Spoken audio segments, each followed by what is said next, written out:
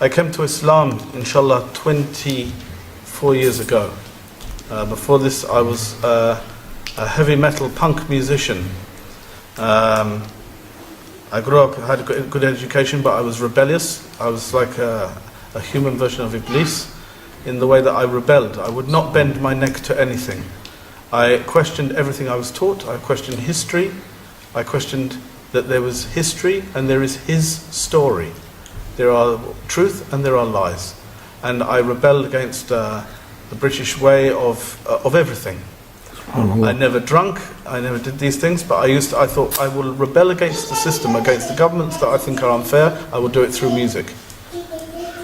Alhamdulillah. So I did music that criticized the government, criticized the society I lived in, thinking this would also make me happy. Happiness doesn't come from the outside, happiness comes from within. And now know happiness as water, as life itself comes from Allah subhanahu wa ta'ala. At the time I thought I could make myself happy through the music. I thought following my own ideas and the ideas of others would make Islam, would make my life complete. So what did I do? I played loud music and I deafened a generation. I am tattooed and I was pierced, and way before all the people were doing this thing. Now it is commonplace. Then 20 odd years ago it was unusual and it was very uncommon. You can see by the holes in my ears. They are not from fighting in Afghanistan, astaghfirullah. Unfortunately they are from my own stupidity. But we did these things, and we live with the consequences. Would you like to just to show me a bit of your chest? I could see some tattoos in your neck. Oh, this would be difficult. But if I say that the tattoos goes from here right the way across and down. No problem. There's no aura there, anyway. So we could just show me your neck a bit. Oh, that's all. Well. MashaAllah. I understand that you were half Irish, and that the father side. Subhanallah. Let me just check if. Subhanallah, la ilaha illallah. You could imagine what a person he was when he was at that time. Now at the moment I can just say to the brother that he had some light in his face because of the light of the hidayah, the nur of the Islam, the guidance. Yeah. Where the darkness of that heavy metal, what he said, it was satanic way, wasn't it? And yes, I would say it was. I would also say that it was done through anger out for various reasons. Anger at society, anger at things that I didn't understand, anger at that there must be more in life than just property, money and health and wealth. These things are, everybody says this is the meaning of life. I've always thought there was a God, and I always asked where he was. I looked at every ism. I had a good university education, but I argued against everything. And at the end of the day I looked at Christianity and they were saying about Allah subhanahu wa ta'ala has a son, and I could not accept this. For if Allah needed a son, that would mean he has a weakness. He is in need of an heir. If you have a son, you're going to die, he takes over. Why do you need this if he's all sustaining and all powerful? So this did not make sense. I looked at the Hinduism and they worshipping the statues. And I said to one, if I break your statue, will your statue come and hurt me? I didn't even know about Islam. And he said, it would be a terrible thing. So if I throw your statue on the floor, it will kill me. I thought this is ridiculous. It is a nonsense. I looked at Jewish religion. I thought, well, I can't be this because this is not just a religion, it's a race as well. And I'm not of that race. So how can I join something I'm not a part of the club? It didn't make sense either. I thought God created everything, not just one people. I looked at all these different philosophies: Marxism, ism, schism and ism. And at the end of the day, all they are is man-made, manufactured, made by man for man's ego. And this I did not understand. A long time ago now, subhanahu wa ta'ala, I was walking along Kensington High Street and a brother had a leaflet and he was doing a very early version of dawah. There was no dawah 20 odd years ago. There was very few Muslim reverts. I don't like the word convert. Convert is to change. To revert is to go back. I have gone back to what my natural inclination should have been in the first place. There is no room for a convert. So I took the leaflet and I saw the word Islam and I thought, what is this thing? Whenever I was very little, my grandmother, because I grew up with my grandparents, took me to Hyde Park, and I used to see Arabic graffiti on the wall, and I used to like the script. I used to like and I used to wish I could understand what it said. somewhere deep down inside that must have stayed with me, because when I got this leaflet and it said Islam on it, I wanted to check this out. Then there were very few books on Islam. I found one, and it was Ghulam Salwar's Belief and Teaching in Islam in its first edition. It's now in its 9th or so edition. It was very primitively, a primitive edition then. And I read it, and alhamdulillah, I saw this script again, and I thought, so it's this religion that has this script, the script that spoke to me from a young child. That I thought, what is this thing? I was good at art, and I thought the script was beautiful, and of all scripts, it is the most beautiful in the world. And I looked at this thing, and I read, and then I read one thing. Bismillahirrahmanirrahim. قل هو الله أحد الله الصمد لم يلد ولم يولد ولم يكن له كفوا أحد. They weren't expecting that, mashallah, from you. The way you sound, mashallah. Mashallah, tabarakallah, tabarakallah.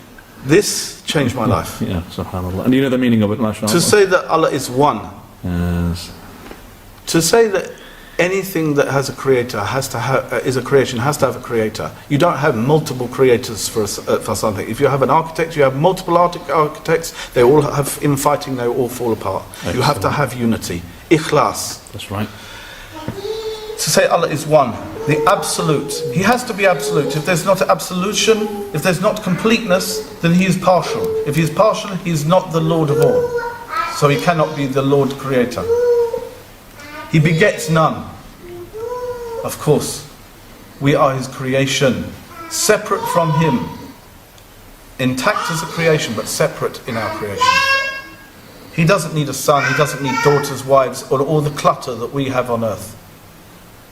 And nor is he begotten. How can he be made of people or of something else? If something created him, that must be more powerful, therefore that must be Allah. So that had an impact on you. And like unto him, there is nothing. This is what had the impact. Right. Because to say, unlike unto him, in the whole universe, nothing in the whole of everything, we can only see as far as our galaxy with the Hubble telescope, we can see Crab Nebula like or whatever. This is as far as we can go. Now beyond that, how many universes are there? And beyond that, how many universes are there? And the 7 heavens, etc., etc.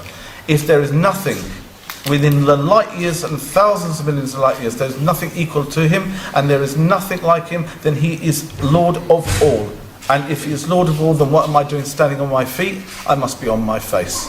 Because he put me here, therefore it should be gratitude. How did you embrace the show? Am I going to have just to cut it short because of that? 10 minutes is going to finish. Very quickly. How did you when you took the shahada, did you go to a masjid or? There was nobody around to ask. I didn't want to ask a lot of the brothers in the street because there was people walking around. Then there was no converse, there was no literature of Islam, there was no little dawah tables out with the take a leaflet brother, there was nothing. So I thought, you're complaining about this, aren't you, at the moment? You're saying you should have had that. I should have had that. Yes. It shouldn't have been partialised to a community. You That's should right. not ghettoise Islam. That's right. You can't put a box around Allah. It is either Allah is everywhere, or you as a people are putting him in a box. Allah with his knowledge is everywhere. No. Yeah, not with himself. Not with his knowledge, with his ilm and with his hikmah. Excellent. You're talking about religion. You can't box religion, Islam, and it's a box. It has to be for everybody. Humans put boundaries. There is no boundaries. There's no boundaries, of course. And so therefore, when I looked at this thing, I thought, where am I going to go? So I looked through the phone book. Yes, in those days there were phone books. It's not. There was not 1-to-1 or 1-800. So I looked through there and I saw London Central Mosque. Right, Regent's Park. And I thought, okay, I'll go there. And I looking like I did, and I wish I had a photo of me as I did. I did a talk last week. I had the photo of what I used to look like. And going with this sort of look, and remember you had no beard. I had nothing. I had bright blue hair. Long hair, earrings, tattoos, vest. And you expect everybody to just welcome you to embrace Islam. Belt made of bullets. So what happened when they saw you? I went in there, I took the bullet belt off because I thought it might be a bit disquieting, and I tried to tie my hair back as best as possible. And I said, I want to make shahada. And they said, they were surprised. They couldn't believe it. Much they were baffled. And he just looked at me as if I was going to hurt him. I said, can you bring me somebody who can speak English? So he brought me Abdullah from who's the secretary of the London Mosque, Ben. The one from Saudi Arabia, isn't he? La, he's from Mosque, Egypt. Oh, right, in Misr. And he said, you know, what do you understand about Islam? So I told him all I've read, and I'm an avid reader, so I read and read, and I read... So he was surprised. He was surprised then, and he said, okay, I think you understand, but you know you can't look like you do. I said, I don't want to look like I do, it's just that's all I have at the moment. I can change that, but I need to change my heart first. That's right, very good. And you took it from there? I took my shahada. When was that? When the day, please, if you remember the date, year? 1986, MashaAllah. February the 4th. Right. Abdul Malik, I have to really at the moment just to sort of stop you here and then say to you Jazakallah khairan for this commentary and this sort of short biography of your life. I would have liked it to be a bit longer, but remember that we have to go at the moment. I've got a family. I'm in the Isle of Wight today, and I'm really very happy to meet the brothers here, especially yourself. And definitely, inshallah, maybe we'll have a go. We'll see each other tonight as well. Maybe I should pray. As one final thing, go on. This is quite an interesting little twist. The Cat Stevens, who also became Muslim at that time, I was named after one of his songs with my original name. My original name was Matthew. I was named after Cat Stevens' song, and I ended up teaching with him at Regent's Park. He taught the adults, I taught the children. When I learnt to write Arabic, I was teaching the Arabic to the small children. So how things come around, Allah has a wonderful plan, inshallah. My beloved brothers and sisters, invite non-Muslims to Islam through kindness and good manners. People are more influenced by how you treat them than by what you say. When your actions reflect honesty, patience, and compassion, Islam appears beautiful and approachable. Your character can become a living example of the message. Always be respectful and gentle in your words. Avoid arguments and never look down on others. Speak with wisdom and sincerity and show genuine care for people.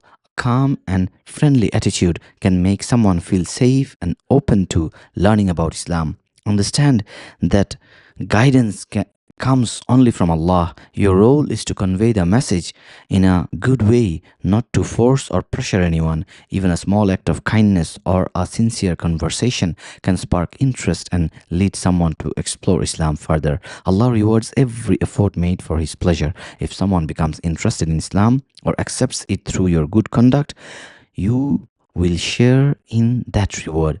And even if they do not, Allah still rewards your patience and kindness. So continue giving da'wah with love and trust Allah with the results.